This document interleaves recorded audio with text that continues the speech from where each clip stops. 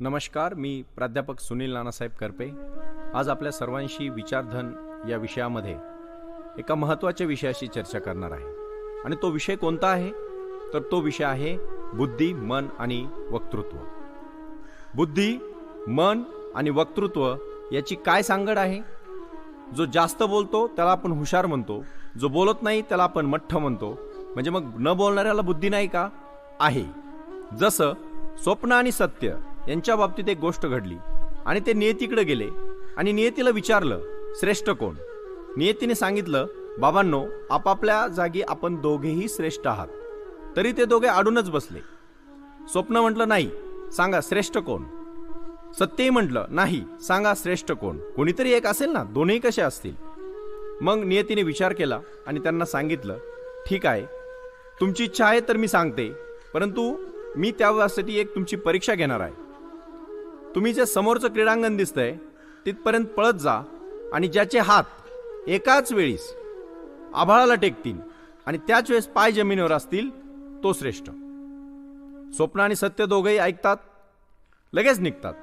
स्वप्न पटकन जातं, उडी मारतं, त्याचे हात आभाळाला टेकलेले असतात पण पाय मात्र जमिनीवर नसतात. सत्य सावकाश जातं, त्याचे पाय जमिनीवर असतात पण ते वरती पाहतं, हात मात्र आभाळाला टेकलेले नसतात. आणि मग ते दोघं परत नियतीकडे येतात आणि नियतीला विचारतात, असं कसं? यात तर आमचं काही सिद्ध झालं नाही, कोण श्रेष्ठ ते? मग नियती त्यांना सांगते की दोघं भांडू नका, हात एकमेकांचा हातात घ्या आणि दोघंही क्रीडांगणापर्यंत जा. त्यावेळेस स्वप्नाचा हात आभाळाला टेकलेला असेल मात्र सत्याचे पाय जमिनीवर असतील. तशा प्रकारे बुद्धिमत्ता आणि व्यक्तीचा व्यासंग यातून जे प्रगट होतं ना, ती त्या व्यक्तीची बुद्धी असते पहा. आणि मग ते वक्तृत्व कसं सिद्ध होतं, त्याच्यासाठी आपण काय केलं पाहिजे, त्याच्यासाठी काही तपश्चर्या आहे का, असे अनेक प्रश्न अनेकांना पडलेले असतात. प्राध्यापक, वकील हे छान बोलतात कारण ते दररोज लोकांशी बोलत असतात. प्रत्येकालाच तसं बोलावं लागतं का? अनेक मुलांना प्रश्न पडतो, मी स्टेजवर जाऊन कधी बोलेल, मला ते स्टेज डेअरिंग येईल का? अरे हे सगळं सोपं आहे, फार अवघड नाहीये. फक्त त्याच्यासाठी तुम्हाला तपश्चरण केलं पाहिजे. त्या तपश्चरण म्हणजे काय? म्हणजे कोणतं तप आहे? त्यासाठी म्हणजे आकलन, आत्मपरीक्षण, सूक्ष्म निरीक्षण, तरल संवेदन, दीर्घ स्मरण अशा अनेक गोष्टींची क्षमता आपली आपणहून तपासून घेतली पाहिजे. बुद्धिमत्ता हा एक संकीर्ण क्षमता समुच्चय आहे पहा. अनेक व्यक्तींमध्ये ते घडतो. वक्तृत्वाच्या बाबतीत अशीच अभिप्राय संपन्नता आढळते. कोणी असे म्हणतात की माणसाला दैवी शक्ती आहे, त्याच्यात ती त्याची दैवी देवाने दिलेलं त्याला ते एक गुण आहे. त्याला कोकिळेला जसा नैसर्गिक आवाज आहे, कावळ्याला तो नाही, तिच्या कंठातच तो असतो. वक्त्याचे बोलणे हे नेहमी नियतीचे देणे आहे, असं काही नाही. ते शब्दांचे लेणे खरे आहे, पण स्फटिकालच्या पैलूप्रमाणे ते स्वाभाविक असते. त्याला कसली ना कसली तरी तपश्चर्या करावीच लागते. काही व्यक्तींना बोलणे आवडते, काहींना अजिबात आवडत नाही. आपल्याला का वाटतं बरं असं? बोलण्याची आवड काही लोकांना मुळातच असते. ते आपण म्हणतो ना, फार बोलका आहे तो. मला पण फार लोक म्हणतात की तुम्ही फार बोलके आहात. बोलके म्हणजे काय हो? ज्यांना आवड आहे त्यांना बोलण्याची संधी मिळते, असं एक गोष्ट आहे पहा. मी सुरुवातीच्या काळात D.Ed केलं, नंतर B.Ed केलं, नंतर M.Ed केलं, LLB केलं. मी लोकांशी बोलत राहिलो, भाषणं करत राहिलो, कोणाला आवडलं कोणाला नाही आवडलं, पण त्याच्यासाठी मात्र मी चिंतन केलं. आत्मप्रगटीकरण करण्यासाठी आपल्याला कुठेतरी व्यासपीठ मिळालं पाहिजे. ज्यांना बोलावे वाटतं ना, त्यांनी छानपैकी विचार करून बोललं पाहिजे. वयाबरोबर वाढीस लागलेले सौंदर्य जसं प्रगट होतं ना, तसं शब्दांचं सौंदर्य सुद्धा हळूहळू प्रगट होतं पहा. आणि ऐन यौवनात जेव्हा माणूस सुंदर दिसतो ना, तसं शब्दांचा अनेक संग्रह झाल्यानंतर आपल्या बोलण्याला ते यौवन रूप प्राप्त होतं. आता तुम्ही बघा, प्राध्यापक, वकील खूप छान बोलतात कारण की ते सातत्याने त्यावर काम करतात. प्रत्यक्षात थोड्याच व्यक्तींना ते जमते. तरी सर्व व्यक्ती हे वक्ते होतात का? नाही. बहुतेकांना वाटतं की जोरजोरात बोलणं म्हणजे भाषण. असं काही नाही. विचारांची शृंखला जर असेल, तुमच्याकडे थोडं तपश्चरण असेल, त्याच्यावर तुमचं काम असेल, तर तुम्ही छान बोलू शकता.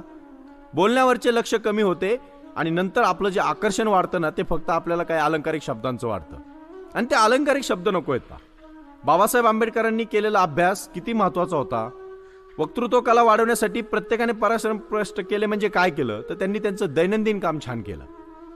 म्हणजे भाषणं फार कमी लोक करतात, बोलतात मात्र सर्वच.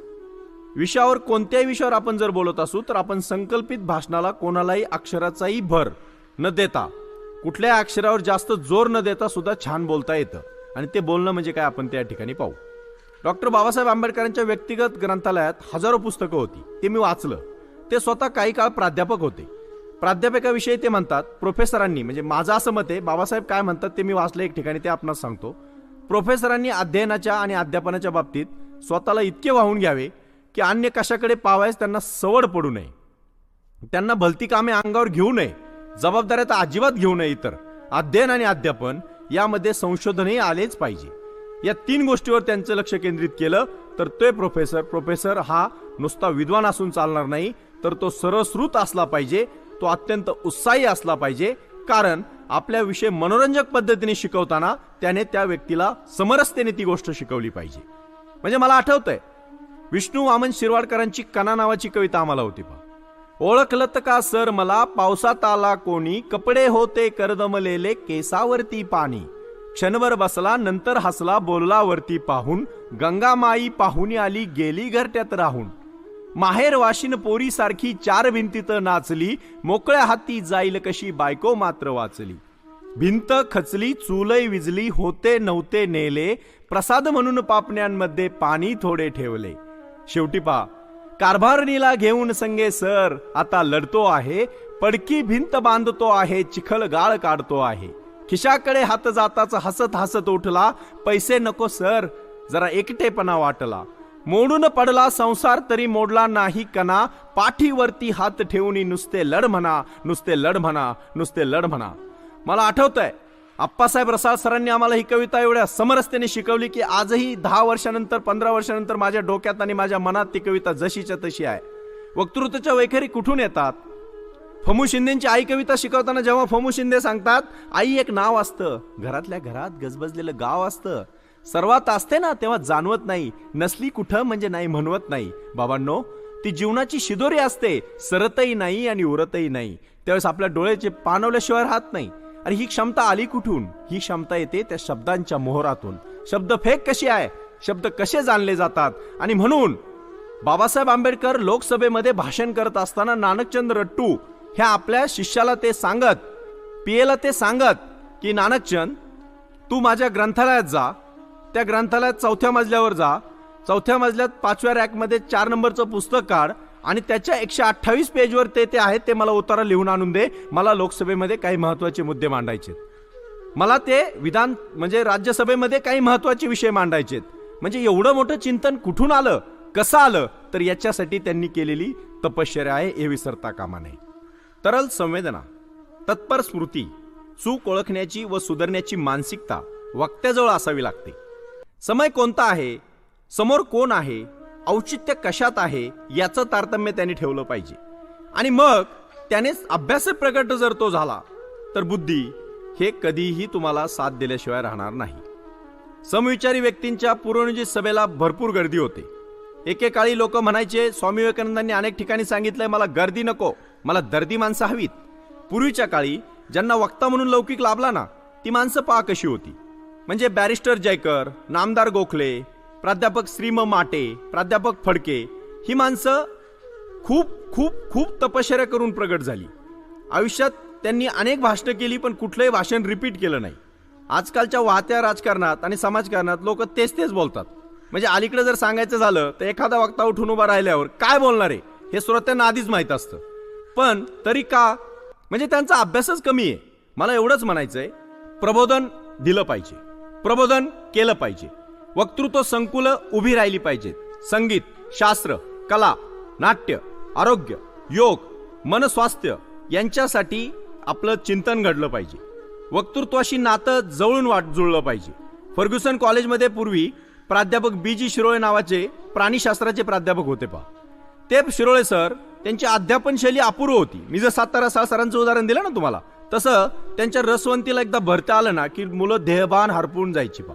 म्हणजे सरांचा तास सुरू झालेला माहित होता, संपला कधी कधी कोणाच्या लक्षात येत नव्हतं.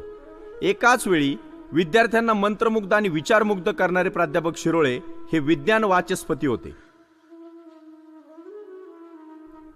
सर CV रामन असेच रसभरीत शास्त्र विवेचन करीत.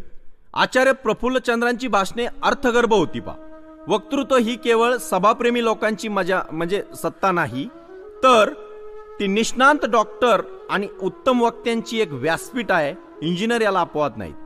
माझे एक समकालीन अनेक मित्र या पुण्यामधून डीएड झाले, बीएड झाले, एमएड झाले. ते आता आपल्या शाळांमध्ये शिक्षक आहेत.